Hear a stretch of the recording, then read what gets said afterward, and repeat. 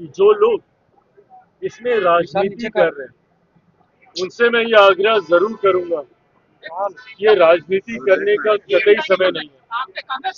ये लोगों की आस्था से जुड़ा हुआ विषय है।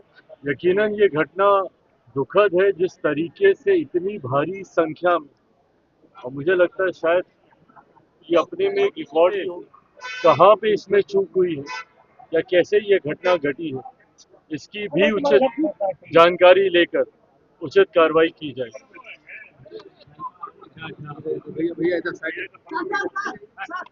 आने दीजिए आने दीजिए।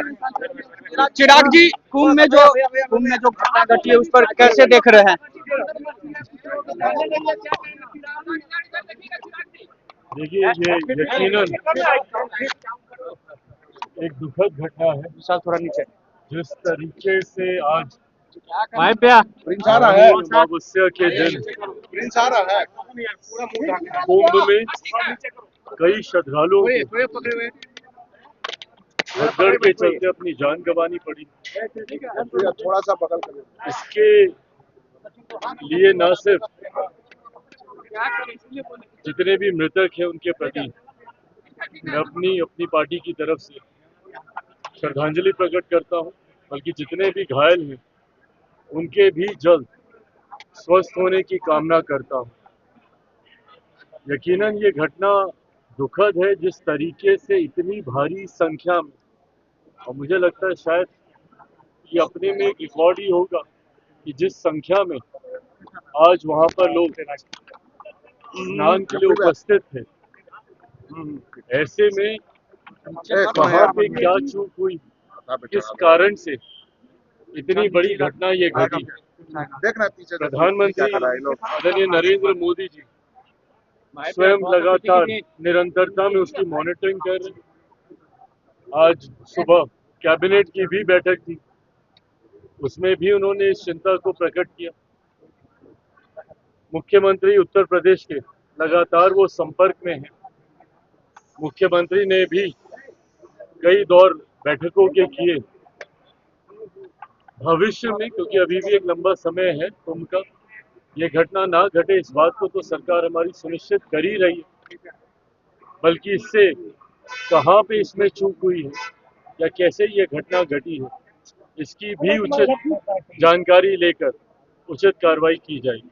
राहुल गांधी समेत तमाम विपक्ष जो है कुव्यवस्था का आरोप सवाल खड़े कर रहे हैं, नाखून पर कुव्यवस्था थी। देखिए, मुझे लगता है जिस तरीके से इस बार इंतजाम किए गए, व्यवस्था की गई, लगातार राज्य सरकार ने इस बात को सुनिश्चित करने का कार्य किया। मुख्यमंत्री योगी आदित्यनाथ जी ने भी लगातार न सिर्फ कई बैठकें की, बल्कि कई दौरे भी प्रयागराज में किए। मंत्रिमंडल की बैठकें तक वहीं पर ही हाल फिलहाल के हफ्तों में आयोजित की गई और सुनिश्चित करने का प्रयास किया गया, क्योंकि अपेक्षित था कि इस बार एक अप्रत्याशित संख्या में लोग वहां पर उपस्थित होंगे। काफी समय तक व्यवस्था ठीक ठाक गई, पर कल रात जिस तरीके से एक अप्रत्याशित भीड़